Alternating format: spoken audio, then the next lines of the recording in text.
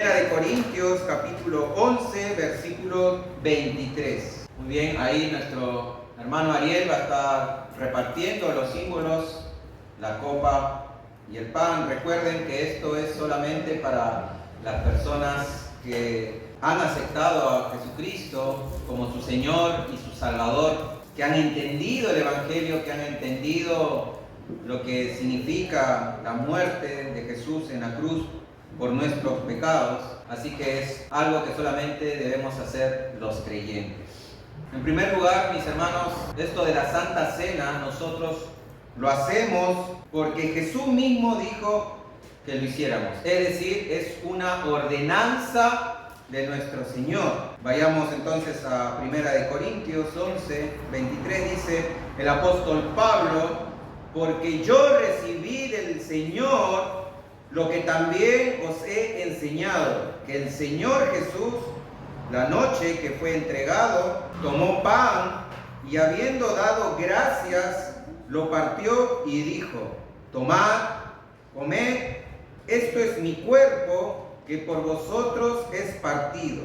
Haced esto en memoria de mí. Vemos entonces, mis hermanos, que Jesús mismo instituyó la cena y que tomó el símbolo del pan diciendo que eso es su cuerpo, que nosotros debemos comer, partirlo y hacerlo en memoria de él. ¿Qué representa el pan, mis hermanos? El cuerpo lacerado de nuestro Señor Jesucristo en la cruz. Él tuvo que morir para que nosotros podamos ser perdonados de nuestros pecados. Él tuvo que sufrir en esa cruz. Él fue crucificado. Él sufrió el oprobio, la burla, el escarnio de los soldados romanos. Lo golpearon, se burlaron de él. Y mis hermanos, ese sacrificio que Jesús hizo por nosotros en esa cruz fue por nosotros. Cristo es nuestra expiación de los pecados. Así que les voy a dar unos minutitos para que podamos estar orando precisamente por ese sacrificio que nuestro Jesús hizo en la cruz.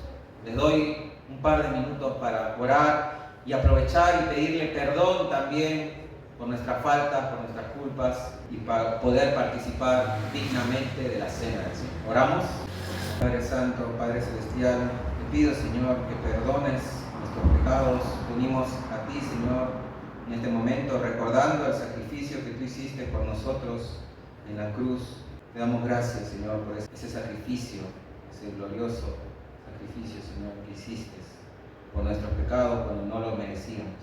Gracias por venir a salvarnos, Señor. Gracias por morir por esa obra magna de la cruz. Gracias por sufrir los dolores en tu cuerpo, Señor, que representa este pan. Te pido, Dios, que bendigas este pan y que podamos participar, Señor, de tu cuerpo. Te lo pido, Padre, en el nombre de Jesús. Amén. Podemos participar del pan. Versículo 25 dice: así tomó también la copa después de haber cenado, diciendo: esta copa es el nuevo pacto en mi sangre. Haced esto todas las veces que la bebiereis en memoria de mí. Así pues, todas las veces que comiereis de este pan y bebiereis esta copa, la muerte del Señor anunciáis hasta que Él venga. Entonces, el siguiente símbolo, mis hermanos, es la copa, que representa la sangre derramada de nuestro Señor Jesucristo. Esta copa es el nuevo pacto que hizo el Señor con su pueblo. Y mis hermanos, la Biblia nos muestra lo importante que es el derramamiento de la sangre. El libro de Hebreos, capítulo 9, versículo 22, dice: y casi todo es purificado según la ley con sangre, y sin derramamiento de sangre no se hace remisión de pecados. No se hace remisión de pecados. Su sangre nos limpia de nuestros pecados. La sangre poderosa de nuestro Señor Jesucristo nos limpia de nuestra maldad. Era necesario, mis hermanos. La Biblia también dice que en la sangre está la vida.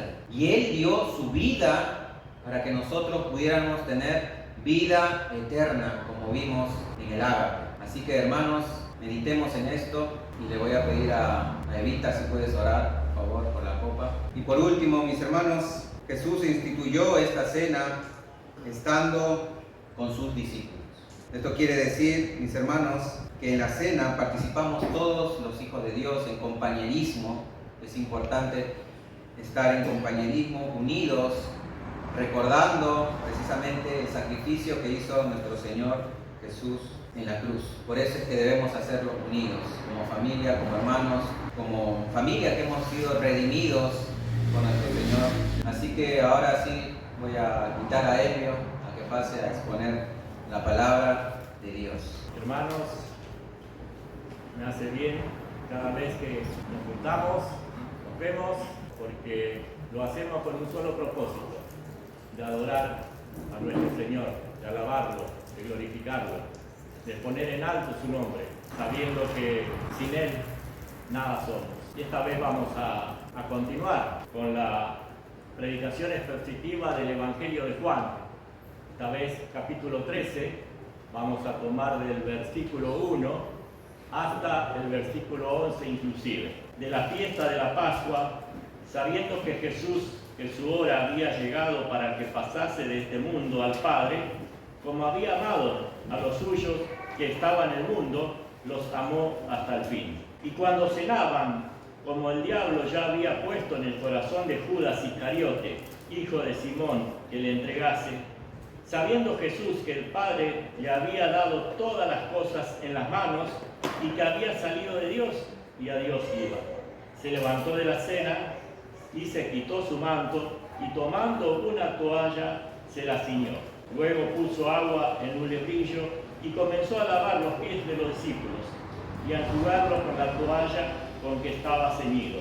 Entonces vino a Simón Pedro y Pedro le dijo: Señor, ¿tú me lavas los pies? Respondió Jesús y le dijo: lo que yo hago, tú no lo comprendes ahora, pero lo entenderás más tarde. Pedro le dijo: no me lavarás los pies jamás. Jesús le respondió: si no te lavare, no tendrás parte conmigo. Y le dijo Simón Pedro: Señor, no solo mis pies, sino también las manos y la cabeza. Jesús le dijo: el que está lavado no necesita sino lavarse los pies, pues está todo limpio. Y ustedes están limpios, aunque no todos. Porque sabía quién le iba a entregar, por eso dijo: no están limpios todos. Padre, gracias, Señor, porque podemos abrir tu libro. Gracias, Señor, porque podemos estar escudriñando una vez más tu palabra. Pero para que sea fructífero, te rogamos para que por medio de tu Santo Espíritu nos esté enseñando, esté abriendo nuestras mentes, nuestros corazones, para que lo comprendamos y lo apliquemos a nuestra vida, tu palabra, Señor. Gracias, en el nombre del Señor Jesús oramos. Amén. Comenzar a entender mejor, versículo 1 dice: antes de la fiesta de la Pascua tenemos una fecha. Antes de la fiesta de la Pascua, que es la fiesta en que se recordaba la salida del pueblo de Israel de Egipto y se celebraba unos días antes. También se le conoce la fiesta de los panes sin levadura. Y después, versículo 2 dice: y cuando cenaba. Entonces también es necesario que nos ubiquemos. La fecha aproximadamente ya lo tenemos. Ahora, el lugar donde... Y para eso necesitamos ir a los evangelios sinópticos, o sea, a los otros 3 evangelios, a Mateo, a Marcos y a Lucas. Y allí nos explica sobre el lugar. Y fíjense, yo le voy a leer los 3 pasajes donde se refiere al lugar donde estaba cenando, se iba a cenar. Esa es la Pascua y acostumbraba a tener una cena. En Mateo, después lo voy a leer cuidadosamente, despacio, para que nosotros podamos estar viendo algunos detalles diferentes. Son pasajes paralelos, pero a su vez no dice exactamente lo mismo todo. Algunos agregan algunos detalles más. Es muy interesante. Ahí se bueno, es un detalle, un detallito. No, es palabra de Dios. son interesantes, hay que ponerlo, ser consciente de todo eso y ponerlo en nuestra memoria. Dice así Mateo capítulo 26, versículo 17 al 20. El primer día de la fiesta de los panes sin levadura, vinieron los discípulos a Jesús diciéndole: ¿dónde querés que preparemos para que comas la Pascua? Y él dijo: a la ciudad, a cierto hombre, y díganle: el maestro dice, mi tiempo está cerca, en tu casa celebraré la Pascua con mis discípulos. Y los discípulos hicieron como Jesús les mandó y prepararon la Pascua. Cuando llegó la noche se sentó a la mesa con los 12. Entonces la pregunta de los apóstoles, pregunta al Señor: ¿a dónde querés que coma la Pascua? Le dice al Señor, y el Señor, como es Señor, le da las indicaciones. Acá tenemos que vayan a la ciudad y que cierto hombre le va a indicar a dónde. Y los discípulos fueron y hicieron como el Señor les dijo y prepararon la Pascua, prepararon todo. Hasta ahí lo que nos dice Mateo. ¿Qué nos dice Marco ahora? Capítulo 14, versículo 12 al 17. El primer día de la fiesta de los panes sin levadura, cuando sacrificaban el cordero de la Pascua, sus discípulos le dijeron: ¿dónde querés que vayamos a preparar para que coma la Pascua? Y envió 2 de sus discípulos y le dijo: vayan a la ciudad y les saldrá al encuentro un hombre que lleva un cántaro de agua, sígale, y donde entre, digan al señor de la casa: el maestro dice, ¿dónde está el aposento donde he de comer la Pascua con mis discípulos? Y él le mostrará un gran aposento alto, ya dispuesto, preparen para nosotros allí.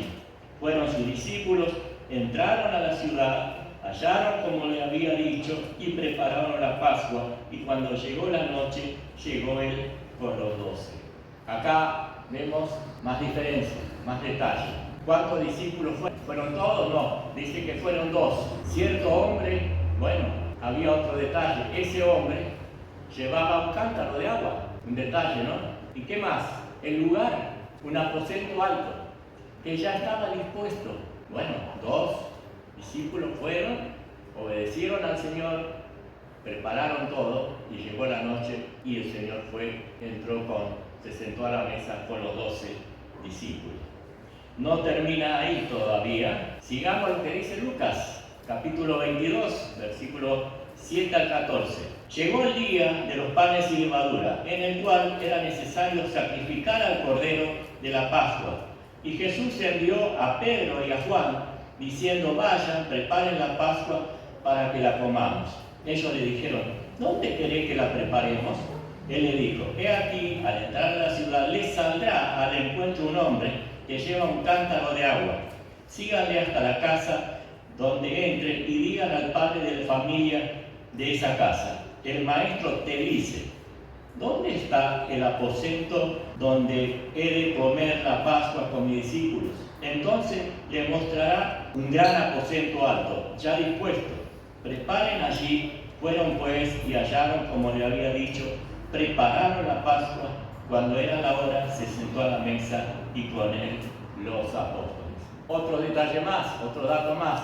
¿Quiénes eran esos 2 apóstoles? Acá van los nombres: Pedro y Juan. Sigue con los detalles del hombre, un cántaro de agua. ¿Y cómo era el aposento donde iban a comer? Grande. ¿Y dónde estaba? Primer piso, planta baja, planta alta, aposento alto, grande, espacioso, ya preparado para que el Señor Jesús y los apóstoles vayan y coman la Pascua. El Señor Jesús ya había preparado todo eso de antemano. Nada más que los apóstoles, los discípulos, tenían que cumplir algunas cosas que hacer, los mandamientos del Señor. Pero ya vemos como el Señor Jesús había establecido todo de antemano. Bien, entonces acá volvamos a Juan, donde cenaba. Juan no nos da ningún detalle, ninguna pista. Pero para eso está la Biblia completa, que la Biblia se explica por sí sola. Nada más que hay que bucear, hay que escudriñar. Encontramos la respuesta que por ahí en un pasaje uno no entiende mucho. Pero dice, escudriñen las Escrituras. Y hay que hacerlo eso. Bien, sigamos con el versículo 1.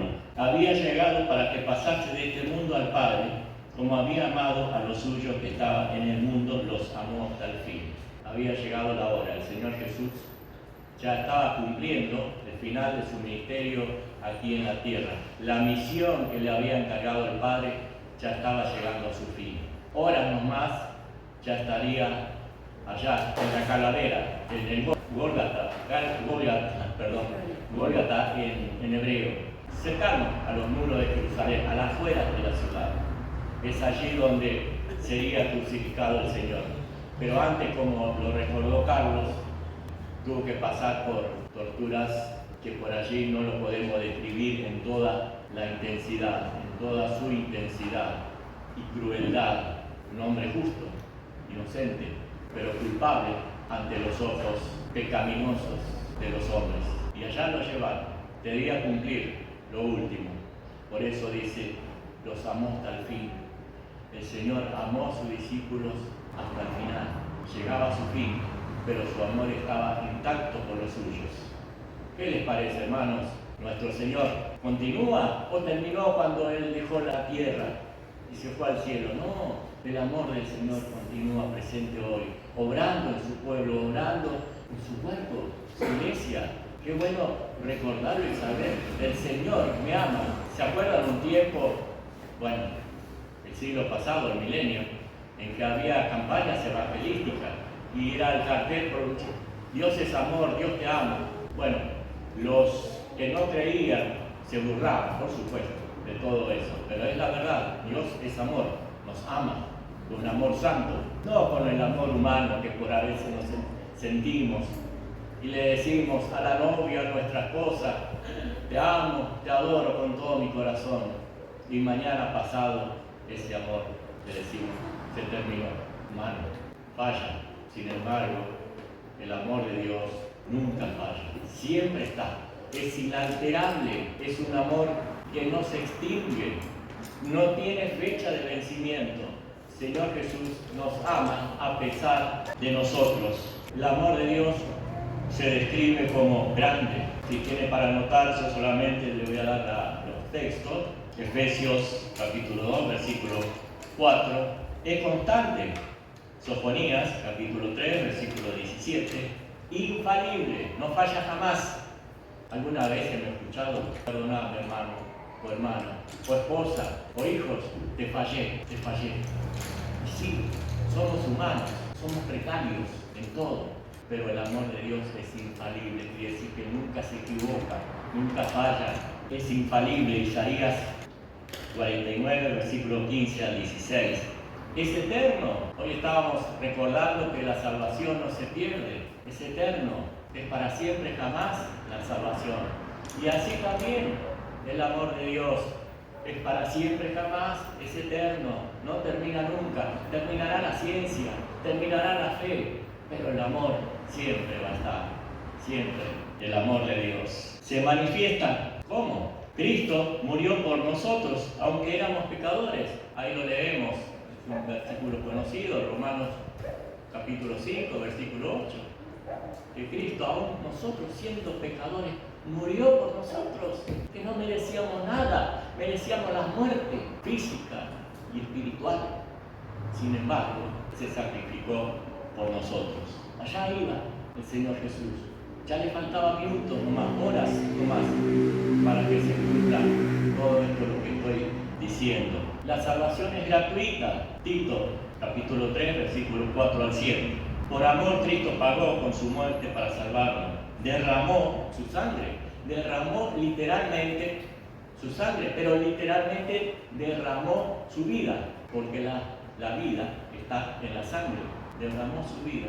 Creo que hay un himno que derramó su vida, dice en uno de esos párrafos. Sí, derramó su vida por nosotros, pecadores, enemigos de Dios. Y allá iba el Señor Jesús, rumbo a la cruz, rumbo a la muerte. Pero sabemos que venció la muerte y resucitó al tercer día. Las buenas noticias no terminan en que fue a la cruz. Sabemos que allí venció a Satanás, venció a la muerte, ese aguijón, sino que lo bajaron de la cruz. Bueno, y después lo llevaron a la sepultura, a la tumba, a una cueva. Y el tercer día, día domingo, fueron a verlo y ya no estaba su cuerpo. Y nosotros, como un grito de júbilo, podemos decir: aleluya, Cristo ha resucitado. Y resucitó, porque después estuvo 40 días mostrándose, dice las Escrituras, que a 500 hermanos a la vez. No es que uno lo vio por ahí, parecía que era Cristo, no. Estuvo con los apóstoles, estuvo con Tomás, aquel hombre, aquel apóstol que si no veía, no creía en su resurrección. Lo vio con sus heridas y ahí creyó Tomás. Nosotros necesitamos ver para creer. El Señor Jesús le dijo a Tomás: vos porque viste, creíste. Pero bienaventurados aquellos que no vieron y creen. Y le creemos al Señor a pesar de que no le hemos visto, por medio de la fe. Realmente todo esto, aunque no le veamos, porque el dicho está: ver para creer, dijo Santo Tomás. Y muchos dicen: bueno, tengo que ver para creer. Eso ya no es fe.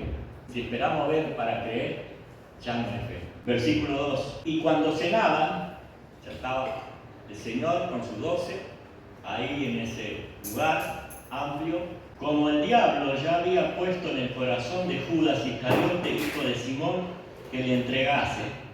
Versículo 3. Sabiendo Jesús que el Padre le había dado todas las cosas en las manos y que había salido de Dios y a Dios iba. Veamos qué le pasó a este apóstol, a Judas, el Iscariote. Acá agrega un dato más: era hijo de Simón. Vamos a buscar otra vez en los evangelios sinópticos a ver qué nos dice sobre Judas en esto de andar queriendo entregar al Señor. Si vamos a Mateo, capítulo 26, versículo 14 al 16, dice: entonces uno de los 12, que se llamaba Judas Iscariote, fue a los principales sacerdotes y le dijo: ¿qué me quieren dar? Y yo le entregaré. Y ellos le asignaron 30 piezas de plata, y desde entonces buscaban oportunidad para entregar. Ahí vemos, se fueron a los sacerdotes que estaban complotando ya de cómo agarrarlo y matarlo al Señor. Apareció Judas. Qué contentos se pusieron. Judas se ofreció, pero no gratuitamente. ¿Qué me da? Lucas capítulo 22, versículo 3. Y entró Satanás, que quiere decir adversario.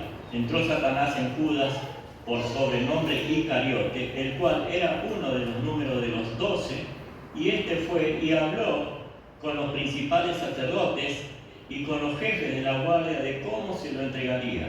Ellos se alegraron y convinieron en darle dinero, y él se comprometió y buscaba una oportunidad para entregárselo a espalda del pueblo. Y otra vez estamos viendo a Judas conviniendo con los principales sacerdotes y guardias de cómo le iba a entregar al Señor. ¿A cambio de qué? 30 piezas de plata. Era un dinero. Bueno, más no venía. ¿Qué sabemos más? Después, en este capítulo 13, el Señor nos sigue hablando de Judas, mucho más todavía, con mucha más crudeza, podemos decir, el rol de este hombre, de traicionar nada menos que al Señor. Pero el Señor no lo iban a sorprender porque ya sabía todo de antemano. Ya en el Salmo, después lo vamos a leer, decía que el que come la comida de mi mano, ese le va a entregar. Profecías que ya estaban escritas. Es para que se cumplan las profecías que apareció Judas Iscariote. Entonces, vemos acá. Vamos un poquito más. El diablo, así como hablamos del Señor y enseñamos, también debemos saber un poco lo que dice las Escrituras sobre el diablo o Satanás, que no lo tomemos livianamente también. Hay que tener cuidado con ese ser maligno, el que nos quiere quitar la salvación, pero no nos va a quitar la salvación, en eso estamos seguros. Por allí nos quiere envolvernos, engañarnos para que no vivamos en santidad, separados del pecado. Así que, diablo, calumniador, capítulo 8, versículo 44. El Señor le está diciendo a los judíos que ellos habían dicho: no, nosotros nunca fuimos esclavos. ¿Cómo que no? Varias veces en la historia fueron esclavos. Por eso el Señor Jesús le dijo: ustedes son de vuestro padre el diablo, y los deseos de vuestro padre quieren hacer. Él ha sido homicida desde el principio y no ha permanecido en la verdad porque no hay verdad en él. Cuando habla mentira, de suyo habla porque es mentiroso y padre de mentira. Él habla por sí mismo. ¿Cómo es? Homicida al principio y padre de mentira. Así que, mis hermanos queridos, tengamos, fíjense lo que estoy diciendo, tengamos, me incluyo, no lo digo tengan ustedes, no, yo también debo cuidarme. Cuidado con andar mintiendo, o andar diciendo es una mentirilla, es una mentirita piadosa, no pasa nada. No, diciendo medias verdades para tratar de engañar. Eso lo estamos rindiendo homenaje al diablo, al calumniador. No queremos ser como aquellos judíos, que nuestro padre sea el diablo, ¿no? O sí, no escucho, no, pero que nazca del corazón, que nazca de bien adentro nuestro. Ese no, esa negativa, no. Queremos hacer voluntad de nuestro Padre, no queremos andar mintiendo. Volvamos al capítulo 13. ¿Qué diferencia con el Señor Jesús, no? Vean acá, el Señor Jesús, por capítulo 12 inclusive, estaba enseñando a todas las personas. Algunos creían, la mayoría no, lo rechazaban, más se comportaban los sacerdotes, fariseos, en contra de Jesús. Pero ahora estaba enseñando a sus propios, a los apóstoles en este caso. Fíjense lo que dice capítulo 12, versículo 49. Habla el Señor Jesús: porque yo no he hablado por mi propia cuenta. El Padre que me envió, Él me dio mandamientos de lo que he de decir y de lo que he de hablar, hacer y hablar. Entonces vemos al Señor Jesús sometido a la voluntad del Padre. No habla por su propia cuenta, nunca habló el Señor Jesús por su propia cuenta, sino todo emanaba de la directiva de su Padre, del Dios Todopoderoso. Entonces vemos la diferencia entre el diablo y el Señor Jesús. ¿A quién queremos servir, hermanos?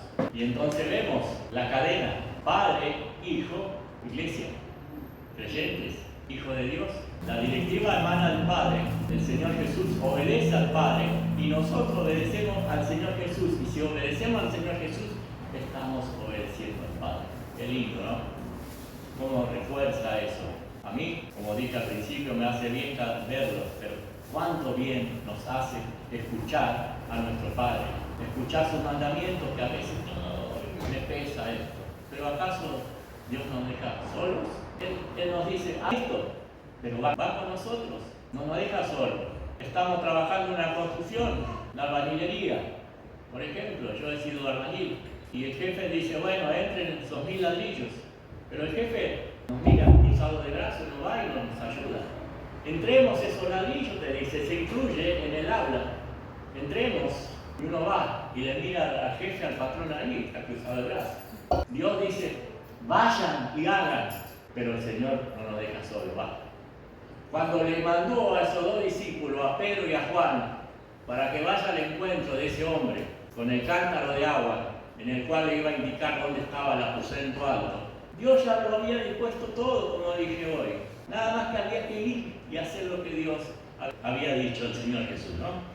Entonces vemos acá la diferencia entre el diablo y el Señor Jesús. El diablo habla por su propia cuenta, mentiras. El Señor Jesús habla porque su Padre le dice que habla. Y habla verdad. El Señor es el camino, la verdad y la vida. Y nadie va al Padre si no es a través de Él, si no es por Él. Él es el puente que nos une al Dios eterno. Versículo 3. Sabiendo Jesús que el Padre le había dado todas las cosas en las manos, y que había salido de Dios y a Dios iba, así lo que habíamos dicho ya, y se levantó de la cena y se quitó su manto y tomando una toalla se ciñó. Quitó el manto, que también es símbolo de autoridad, lo dejó a un lado. Una toalla se ciñó y ¿qué hizo? Puso agua en un recipiente y comenzó a lavar los pies de los discípulos y a secarlos con la toalla que estaba ceñido, ¿no? Acá no sabemos muy bien, pero por como está las escrituras, es como que ya venía lavando a algunos y llegó hasta Pedro. Y la reacción de Pedro, ¿cómo era Pedro? Era un hombre impulsivo, ¿no? Así como declaraba verdad, también se equivocaba. Cuando le preguntó al Señor Jesús, ¿y ustedes a dónde irán? Vayan nomás. No, ¿a dónde iremos? Si vos tenés palabra de vida. Qué gran verdad. Bien, pero acá dijo Pedro, Señor, tú me lavas los pies. Principio, sí, ¿cómo el Señor va a lavar a sus discípulos? El Señor de la casa no lava los pies a su sirviente. El sirviente tiene que lavar los pies al Señor de la casa, a su familia. Eso era trabajo de servidumbre. Seguramente muchos de ustedes, mujeres, han trabajado en casa de familia, limpiado, hacer comida, servir el té, la merienda, etc. Y tal vez alguna vez fueron tempranito a cumplir su trabajo y se encuentran con que la señora ya le tenía preparado el té, la galletita, todo para que cuando la sirvienta llegue se siente a desayunar. ¿Alguna vez vieron eso? ¿Escucharon que alguien hizo eso? Me están diciendo que no. Trabajo del sirviente, limpiar, preparar comida, todo. Como ahora no hay mucha diferencia en cierto sentido. Oficinista, lleva a la oficina, aire, todo lindo. ¿Qué hace el oficinista? Tiene lugar por allí para ir a la maquinita, saca el cafecito, la galletita, el alfajor, come. Pero su jefe, que le esperaba con el cafecito en el escritorio, acá está la compu, cafecito, galletita, lo que fuere, acá está para vos. No, rebuscátela como podés, empleaducho. Bueno, entonces era así, pero el Señor estaba haciendo la obra de sirvientes, estaba mostrando servicio. Pero lavar los pies también es humildad. Y Pedro le dijo, versículo 7, respondió Jesús y le dijo, lo que yo hago tú no lo comprendes ahora, pero lo entenderás después. Sí, no entendía nada, pobre Pedro. Hay muchas teorías acá, pero no quiero entrar en teorías, en dimes y diretes, porque entramos en que tal vez fuera así, quizás, a lo mejor, tal vez, puede ser. No, solamente quiero quedarme y entenderlo, como la Escritura dice. No quiero especular con opiniones, etc., sino solamente con lo que dice la Escritura. Porque si no, mañana seguiría todavía. Pero lo cierto es que no podéis lavarme, Señor. Pero tampoco dijo Pedro, bueno, no me laves, yo te tengo que lavar a vos. Dijo la respuesta de Pedro, versículo 8, no me lavarás los pies jamás, nunca. Totalmente negado Pedro. No y no, firme, jamás. ¿Qué le dijo el Señor? Si no te lavare, no tendrás parte conmigo. Lo sacudió al pobre Pedro. Jamás. Y de pronto la respuesta o la indicación del Señor fue, si no te lavares, no tendrás parte conmigo. ¿Qué significa eso? Conmigo te perderás. Por eso la respuesta de Pedro es, Señor, no solo mis pies, sino también las manos y la cabeza, no solamente mis pies. Acá hay una diferencia, como está escrito, lavarse los pies y lavarse en general, cabeza, manos, pies, baño. Lavarse los pies es algo específico. La palabra lavarte los pies es lavarte en lugares específicos. Puede ser las manos, la cara, los pies en este caso. Y cuando dice lavado, es baño. Lavado. ¿Cómo retrocedió Pedro? Algunas veces retrocedemos ante las palabras del Señor. Cuando estamos en la negativa, que decimos, no, esto no puede ser, no. Y estamos ahí firmes, leyendo en nuestra propia opinión, siendo sabios en nuestra propia opinión. Pero dejemos que el Señor obre en nuestras vidas para que Él nos enseñe. Pero apresurado, ¿por qué no esperó un poquito más? A ver, ¿qué pasa que me lava? Bueno, me dejo lavar. Aparte, Él es Señor, hace lo que quiere. Si Él quiere que lavar, seguramente algo va a ser, alguna enseñanza. No sé para qué, no entiendo nada. Dejemos que el Señor obre. Nos encontramos algún pasaje, no lo entendemos. No entendemos. Dejemos, continuamos leyendo la Biblia, que después el Señor nos va a aclarar, ya sea por un medio de un hermano o por su palabra. Esto quiere decir el Señor, esto quiere hacer en mi vida el Señor. Pedro lavame la cabeza, las manos, todo, haz lo que quiera de mí. Yo quiero ser parte tuya, Señor, no me dejes afuera. Puede ser dura la enseñanza por ahí que nos deja Pedro, y puede ser dura también la respuesta del Señor, pero el Señor es siempre justo. Pasamos por momentos así, hermano, en nuestras luchas. Si estamos pasando en la negativa, en creerle o no al Señor en algún aspecto, o a veces estamos escuchando el Evangelio y decimos, no, no puede ser, no. Y escuchar del lado del mundo, ese no, y se comienza a burlar. ¿A quién iremos? ¿Al mundo, donde se burla de Dios, donde todo es maldades? ¿O al Señor Jesús, que tiene palabra de vida? Y no vida para un momento, para un rato, no vida para, bueno, voy a tener vida hasta que deje este mundo, después iré a traje de bandera, pero no, eterna, que no acaba nunca jamás, nunca. Es en la presencia de Dios donde vamos a estar alabándole, aprendiendo de Él continuamente, gozosos. No nos vamos a cansar. A veces el predicador con un tal helio aburre, pero cuando escuchamos al Señor no nos vamos a aburrir nunca. Y lo eternal pasará y seguirá la eternidad, pero nunca nos aburriremos en la presencia de nuestro Dios y Salvador. Versículo 10. Jesús le dijo, el que está lavado no necesita sino lavarse los pies, pues está todo limpio. Y ustedes están limpios, aunque no todos. Otra vez recalcar, hay alguien que no está. Estar todo limpio, ¿sí? Nosotros, al aceptar, el hombre, la mujer, quien fuese, acepta al Señor Jesús como su Salvador, por fe, y recibe el regalo gratuito de Dios, que es la vida eterna.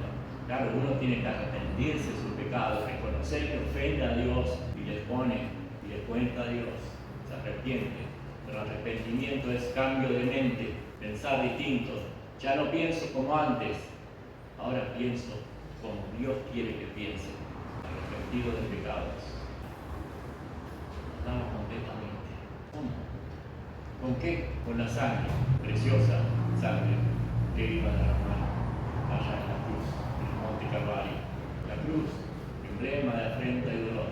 Cruz, instrumento de tortura y de muerte. Pero allá iba el Señor y le dejaba enseñanzas, está dejando enseñanzas a sus discípulos y a su iglesia en general, a todos, no importa el tiempo que pase, porque sabemos que todo pasará, el mundo, la tierra y el cielo, pero la palabra de Dios nunca pasará.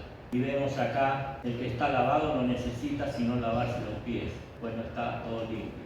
Lavarse los pies era la costumbre, una necesidad realmente de los judíos, del pueblo allá en Palestina, toda esa zona árida, montañosa, poca agua, con sandalias, caminando allí. ¿Qué hace?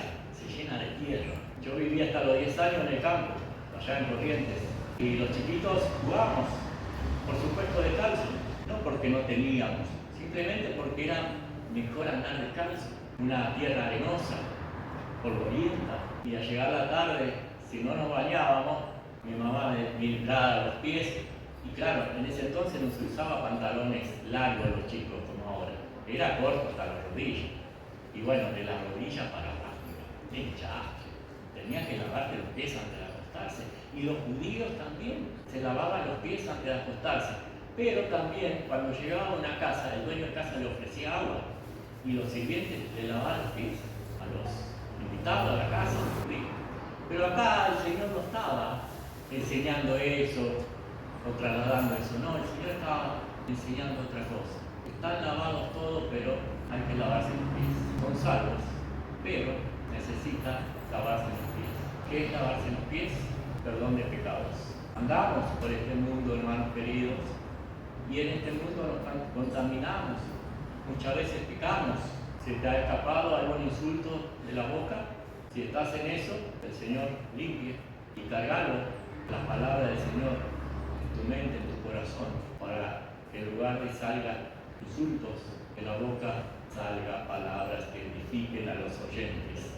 Nos ensuciamos y periódicamente tenemos que ir al Señor para que nos perdone, que nos lave los pies, que nos lave los pies. ¿Cuándo lo hacemos eso? ¿Cuándo? Bueno, servicio, humildad, hermano, eso es un símbolo de lavarse los pies, pero hay un símbolo espiritual, que es eso lo que te acabo de comentar, de arrepentir. Y quiero terminar acá porque, si Dios quiere, el próximo domingo continuaré hasta el versículo 20 y ahí vamos a profundizar más, porque hay mucha más enseñanza. Entonces, vamos a hacer un breve repaso. El Señor tiene todo preparado ya. Preparó el lugar donde iba a tomar la Santa Cena. Mandó a sus discípulos, a Juan y a Pedro, para que hagan todo y él iba después. Apareció Judas, pero también apareció Satanás, que puso en el corazón traicionar al Señor. ¿Hay alguien que nos quiere traicionar? No. Satanás tiene agentes humanos. Judas era uno de ellos. Hay agentes humanos del diablo. No nos dejemos engañar. No seamos como Pedro. Dejemos que obre el Señor. Nos sorprende. Alguien decía, ¿no debería asombrarnos, sorprendernos el Señor? Sí y no, porque aún conociéndole mucho, viviendo, qué sé yo, 1000 años, y con 1000 años uno, creo yo, le conoceríamos mucho más al Señor, a través de la Escritura nomás, Sin embargo, porque Dios no dejaría sorprendernos. Siempre nos sorprende con algo bueno, algo para fortalecer a nuestra vida espiritual y física. Bueno, hermanos, tengamos en cuenta y por favor, les invito a que vengan el próximo domingo, así continuamos con la segunda parte y después ya viene, continuamos. Y es imperdible, como toda palabra de Dios, no lo podemos perder. Y lo importante es que no solamente lo sepamos, sino que lo apliquemos a nuestras vidas, por favor. Creamos, y así como decimos que creemos, obremos de esa manera. Que así sea, hermano. Dios te bendiga.